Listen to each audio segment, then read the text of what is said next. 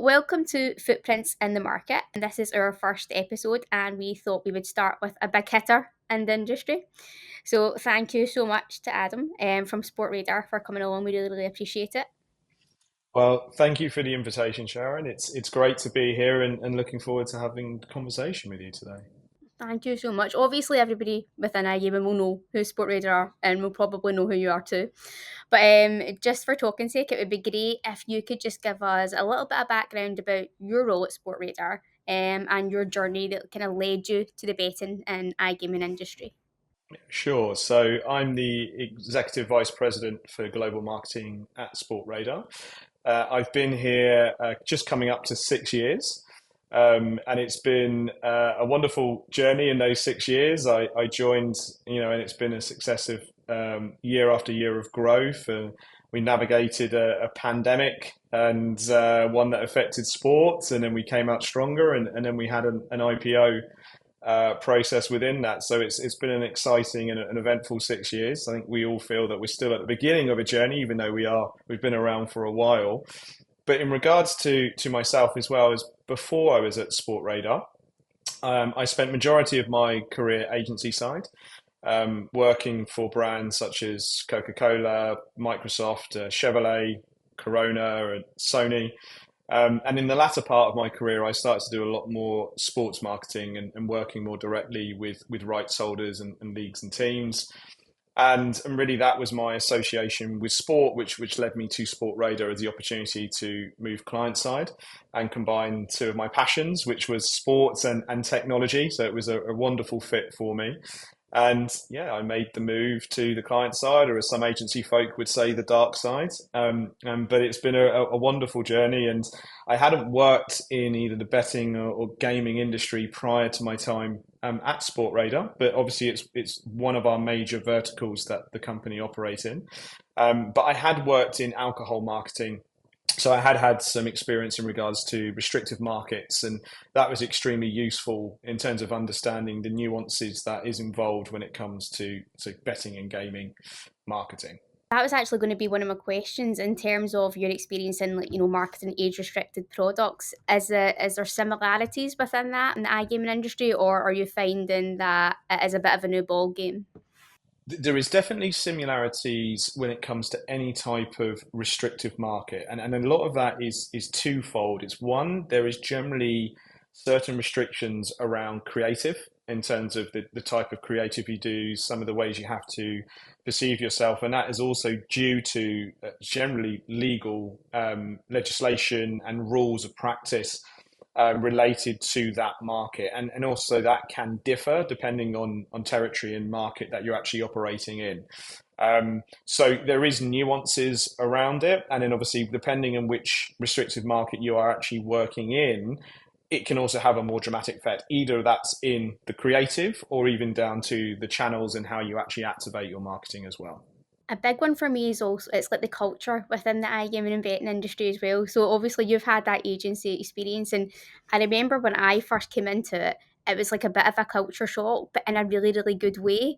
So because everybody was like really friendly and collaborative, and it's like a casual kind of approach, I actually found that as an industry we came up with like really good ideas together. I don't know if you found that when you kind of moved from agency side to betting and iGaming. I completely agree, Sharon, and I think that's one of the things I guess that pleased me the most because moving to Sportradar was my first client side role, and as you say, when you are working agency side, the culture of an agency is really that secret sauce, right? And I was lucky; it was my formative years, and I was predominantly in Shoreditch and in East London for a large part of that. So lots of happy memories with colleagues and also with clients from that era. So the cultural side of work, which I actually think when you're working in marketing or any creative industry is really important because it is fueling creative, it's fueling the outcome and the effects of what you do. And I was extremely pleased to see that was the same when I came to Sportradar. And I think also we have that duality of not only being infused from the betting and gaming industry, but also the tech industry as well. And I think we're also lucky with the dynamics of the people we have is we have that duality of both being a tech company, also having the positivity that comes from gaming. And yeah, 100% agree. And I think it's one of the things that has pleased me the most. And at Sportradar, we have a number of values that we work and guide by ourselves. But one of them, is we are one team. We do take that team ethos from sport. And that really is something I've been really pleased to see. And I think it isn't just on Sportradar. As when we go to industry events or networking or the big shows, and even the conversations and the people, even with market companions, we still can have a good conversation and a positivity. And I think there is a great spirit of community within the industry. Yeah, absolutely, definitely. Um, what I kind of wanted to touch on was what your thoughts were on the current marketing landscape of the betting and iGaming industry, and what trends you think are kind of driving it forward today, and if there's anything you kind of wanted to touch on there. Yeah, I think what's really interesting when you look at the whole landscape, and I'm actually going to do, I'm going to separate out creative from the wider marketing because I actually think creative is universally really strong. I think there's some really great creative across the globe from the industry in every different aspect. But if we take away creative from the conversation and we look at the actual marketing landscape, we look at the channels, we look at how people are actually marketing themselves, you can kind of split them into two categories. And I think there is a real nucleus of companies that are absolutely at the forefront of marketing, not just in our category, in our industry, but actually up there with the best industries that operate in, because they've taken advantage of innovation, they've taken advantage of technology, they've taken advantage of hyper targeting, segmentation, newer creative solutions, and they're really driving real marketing effectiveness. And I think that has been seen and supported on some of the growth metrics of some of the top and emerging operators over the last 5+ years. I would then say there's a massive group of companies and brands who operate in the space that are really, really what I would describe as old school in the way that they actually look at their marketing, in the fact that they haven't adopted modern performance marketing. They haven't really done proper media targeting, personalization. They haven't really augmented their channel strategy to take advantage of it. And candidly, what I see is an astronomical amount of wastage in marketing, especially on media. And it's fascinating when I think about, if we think about the iGaming industry in totality, generally we're talking about between 20 and 30% of turnover is spent allocated to what you would define as marketing. So really the job of a good marketeer should be, well, how am I effectively using every single part of my budget in the most effective way? And I see so much wastage in on the whole and so much opportunity for improvement. And I don't really see many businesses in between those two extremes. Generally, I see ones that are really good and I see ones that are really, really old school in how they look at Activate. And that's actually one of the biggest surprising things when I look at the landscape. 100%. And I think there's a kind of juxtaposition because in one side of things, it appears like a modern, flashy type of industry, but in like opposite of that, I think you're exactly right. There is that old school mindset. And my next question was actually going to be if like you thought that there was any specific challenges within the iGaming space when it comes to marketing as a whole, but could it be that mindset change that you're kind of talking about in terms of moving from old school to new marketing strategies? Yeah, I think there's a culture, there's a behavior, there's a level of education. I think, look, candidly as well, as while there's substantial budget being spent, let's say externally when it comes to media, not all marketing functions are that big, are that sophisticated in terms of the nuances within the different operators. And I think one of the things you see as a commonality of actually look at the ones that are actually doing well is they have really well structured marketing organizations. They've brought in people, mixing good technical category knowledge, but also with good experiences from other sectors who bring new ideas around ears and the bravery to change. And look, I think when you think about what makes a good marketeer, people underestimate the importance of bravery, and it is a really important quality. And if you've been doing something over and over again and you're doing okay with your growth percentages, it's like marginal gains, you're kind of happy with it, the agency's happy with it, the need to change and innovate isn't always there. And I think there is a lot of marketeers, I'm sorry to say, that will just carry on, being not being brave and not really taking the opportunity to grow and develop. It's sometimes only when it gets to a crescendo where they absolutely are forced to do that. But I think you'll find the ones that really move forward quickly is that level of bravery and innovation when it comes to marketing. And I think you're seeing that very explicitly in our industry. Absolutely. You noted you were talking about like sort of hyper targeting within that. So I've got a bit of a two-part question for you, if that's okay on that, because I actually noticed you guys have been launching some new products like Fan ID, for example. So in a world where we're all so much used to Netflix and Amazon, where everything is so catered to our needs, where do you think that the betting and iGaming industry benchmarks itself against that? That would be my first part. And then the second part would be, is it possible to have hyper personalization without first party data? So let's take the first part of your question first, Sharon, and talk about, let's say, the real effectiveness of targeting and what that actually means for our industry. And and this comes back to what I was talking about at the beginning between the two categories, let's say, of traditional old school scattergun, let's say, marketing activation and media placement compared to where you would be more performance. And it's interesting because it's an area that Sportradar, we've been in for a few years now in the Sportradar world. It's one of our newer offerings, but we launched Sportradar ads in 2019. And this is it's a really interesting space for us because we took a lot of our learnings and our technology from, let's say, our core sports betting business. And we're saying, well, how can we use that to drive better effectiveness and better targeting within the betting and gaming landscape?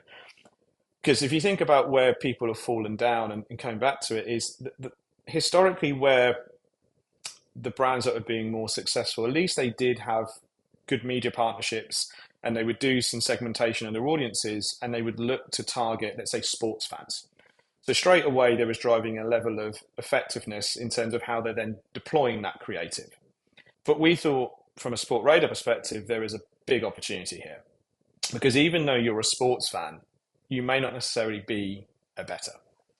So what we were able to do is to take anonymous data sets, to take our technology and to look at the signaling and to basically build a targeted, essentially programmatic DSP offering, which is the center point of our ads portfolio, which is able to then target not just sports fans, but you're able to deploy your media into someone who is a bettor or potentially is going to be a bettor.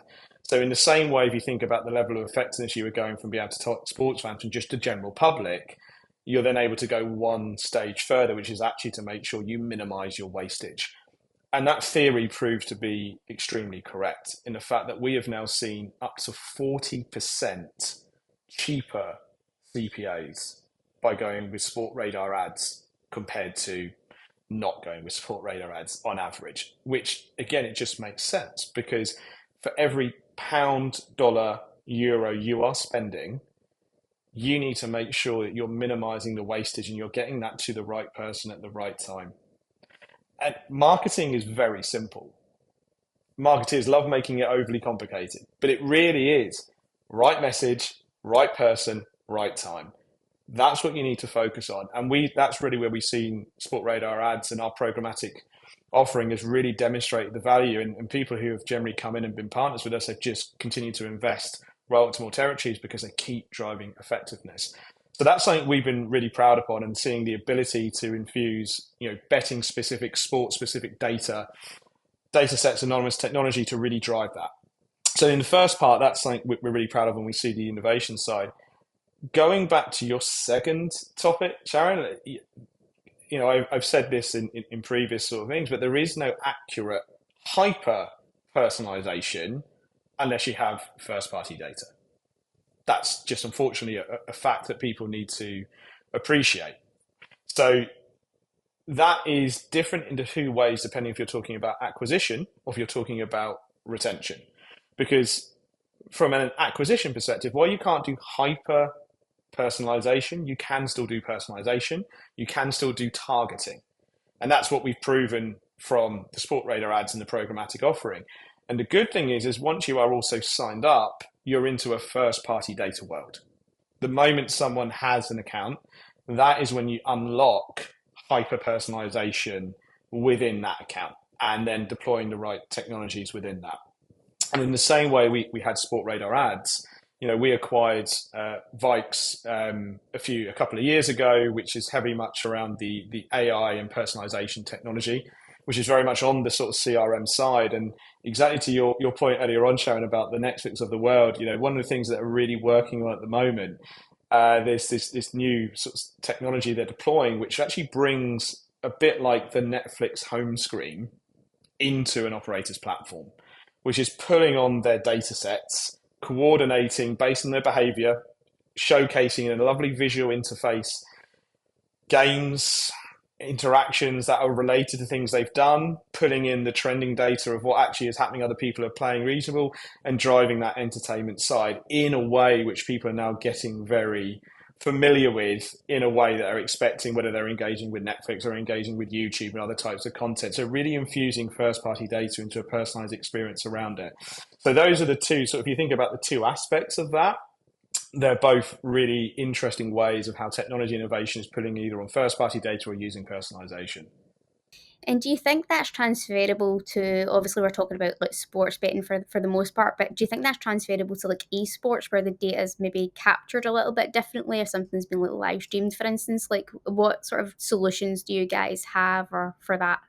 Yeah, absolutely. And the good thing about both of those technologies is they're both agnostic, depending whether that's gaming, whether it's esports, whether it's live sports. So what I mean by that is the functionality and the technology we've built is about ingestion of dynamic content. So, and in its purest form, it can be odds. It can be odds integration to drive that in-play moment, whether that's an esport. Great thing about esports is they're natively digital. So obviously bringing in those ingestion of data points means you can very quickly do areas. But we can then translate that into whether that's programmatic advertising, whether it's social. We can do those things instantly in real time thanks to advancements in artificial intelligence. And when it comes to, let's say, non-sport, focusing more on the gaming side, that's exactly the real heart and soul where it comes to Vikes and, let's say, the more CRM side, because it is understanding behavior. So it can look at the type of categories of games that you like. It can look at how long you're playing for. And then it can start to curate and personalize your experience. Not only that, if you're actually, let's say, someone who is maybe betting on live sports but never moved on to the casino side, it may also then be able to coordinate, let's say, the gaming side, the RNG based games, which are, let's say, adjacent to the type of sports you looked at. So maybe that is, trying to open up areas to move more into the casino and the gaming side, or vice versa. So again, when you bring into that level of personalization, once you've built the infrastructure, Sharon, it's really a question of how you're deploying it within those areas. I think esports is really interesting because it is, on the whole, not solely, but it brings a newer betting audience, digital natives that have come in that may be coming in solely from that area that may not have a predisposition to, let's say, traditional sports from an esports perspective. Maybe they'd be more suited to, the casino, the iGaming side of things, whether that's crash games or other types of slots and games. And again, it's just understanding how do you use the marketing technology to achieve, the basic principles of marketing. I think as well when with data, I suppose, comes power. So how do you guys sort of balance your marketing technologies and strategies with responsible gambling practices? How do you find that balance? Yeah, I mean, look, for me, it's not even a balance; it's the fundamental starting point, right? For a number of reasons. And firstly, because it's all about sustainable growth of our industry and the reputation of companies, whatever side of the fence you fall in. So, when it comes to integrity and responsible gaming, that's your starting point. So, we're very proud as well at Sportradar of our role and our integrity services within the industry. It's really like a guiding star of what we actually provide. And then that ethos, that value is also, one of our values within Sportradar. So we're very conscious that whenever we are doing anything, it needs to set within those parameters. Is it done in a responsible way? Does it fit within our policies and areas? But more importantly, that even if it's just aligned with policy, is it the right thing to do in terms of how we're deploying it? So firstly, there is a principle perspective. Secondly, then it has to adhere to any regulation, or it has to have the ability to be customized depending on the level of regulation in a market. What we also generally do is we generally will take the most strictest market regulations when it comes to responsible gaming, and we set that as our best practices. And we go to the highest level around that of how we actually manage that in how we build and deploy, both technologies, but also from a product level. And then a third point, there is actually, and again, in marketing, there is some very specific rules and regulations depending on the territory you're in, based on how you are allowed to then market that product, let alone the actual development of that product itself, which also needs to be adhered to. So it's that triple threat of the different considerations that are really, really important. And again, people realize that there is a number of legal implications when it comes to marketing about how you market certain products and services. And if you are not doing that, there are serious consequences around it. So, from a Sportradar perspective, integrity and responsible gaming is richly at the core of everything we do, and it goes both into product development, but equally in terms of how we look to market and how we work with our partners on their own marketing. I think especially within obviously the sports marketing space as well, when we're kind of looking at sponsorships and how the regulations are changing quite drastically there. If we sort of look at the EPL and the front of shirt sponsorships and all of that kind of stuff, do you see that becoming more stringent as time goes on? Potentially, I think what I would say is what what the gaming industry has done well. And I think this actually, when we talked at the start about sort of the alcohol industry and the gaming industry, I think both industries looked at what happened a long time ago with the tobacco industry, in the fact that there was no real proactivity about regulation and how they would actually take responsibility for the public and for health and for mental health, and making sure there's a responsibility around it. And I think with both the gaming and the alcohol industries, what the companies have done is set that precedent, have been more proactive in doing it. Do I think that potentially it may go into other areas? Maybe. I can see worlds where that comes in. It also becomes talking points for a government and legislation as well. But certainly, what I would always say is the benefit of what has happened with the rise of digital and the importance of digital marketing is it's kind of negated a number of these areas. Because as we've seen with the rise of digital marketing, and I specifically go into things such as social advertising, paid social, what you've had the ability to do is the ability to have personalized and gated marketing experiences.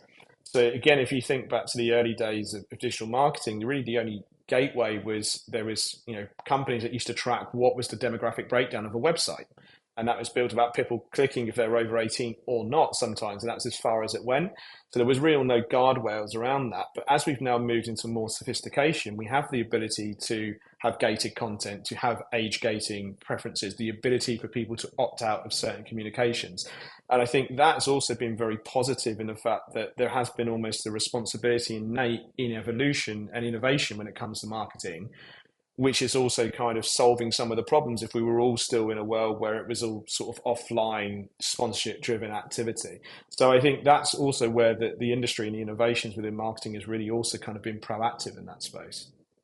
I think in part you've probably answered, sorry, part of my next question anyway, because it was about sort of looking ahead and with like technological advancements, with regulations, and with heightened consumer expectations, where you see the future for marketing within the betting and iGaming industries, and anything there that you kind of maybe want to touch on that you haven't already. Look, I think the absolute hottest topic for the next 3 to 5 years is all going to be around the evolution of personalization, without a doubt. And the sexy term at the moment, Sharon, is AI, of course, but AI is really an enabler of the personalization. So personalization, and we talked a bit about the third party, the first party data. Absolutely, that is going to have a bearing and hopefully unlock future innovation and future creative and interesting channels. And as anything evolves over the next few years, the ability to personalize, because again, coming back to what we talked about, that basic principles of marketing: right message, right person, right time. What personalization is doing is improving the efficiencies of all of those aspects. that's really going to be the macro theme when it comes to both acquisition. How can you be more targeted? How can you be more personalized? How can I make sure I get someone there at the right time and I'm spending the right amount of budget to attract the right person, minimizing the wastage where I'm not doing that? And then once I have that person, how am I driving the insights, the understanding, having a curated, personalized experience, ongoing engagement with them? Yeah, AI as a marketer is absolutely something we need to think about, but I'd almost split that into the operational side of marketing, right? What does that mean for roles and responsibilities within the team? What does that mean for your marketing tech stack? What does it mean for your talent strategy over the next few years? Those are some of the big macro themes that marketers are going to have to think about in terms of what does that mean for their 3 to 5 year plans, and what does it mean as a marketeer, both from an external marketing but also from the sort of resources and talent I need. Absolutely, anyone who thinks they've got the answer to that, they don't, because it continues to change and evolve, and amazing technologies come through and blow us all away. So there is that operational aspect of AI and technology, which is going to have a bearing, and specifically on the generative side. But if you actually think about strategically, what does it mean for me in my day-to-day marketing? Really having a strategy around personalization from the full aspect, from acquisition down to retention. So we've just got one last question for you, Adam, if that's okay. What I would like to ask you is, for anybody who's a marketeer that's entering the betting and iGaming space, what one piece of advice would you give them that you wish maybe somebody had given you when you'd first started? Oh, it's a great, good question, Sharon. So, um, let me give you. I actually, there is a quote which I love when I talk about marketing, and it's for all those film fans out there, from Jurassic Park, from the great Jeff Goldblum, where he talks about people who were so worried about whether they could, they didn't stop to think about whether they should. And I think as a marketeer, we're predisposed to really get caught up in all the flashy, exciting, innovative toys that you can take in your marketing toolkit. And as someone coming in as a marketeer, the best bit of advice I can give them is you really need to understand the basic principles of your business, your level of maturity. That's both you as an organization, you as a product or service, what your competitor landscape is. And then, really, when you talk about marketing strategy, it's about making choices. It's about what is the right choice I need to do at the right time. And again, I'll come back to it, Sharon. Marketing is very simple: right message, right audience, right Yeah. time. It is about making the right choices that drive that. So it's understanding your audience, understanding the options ahead of you, and don't get caught up in the buzz. Just because everyone else is going all in on AI and innovative technology or own event or whatever it is, don't follow the crowd.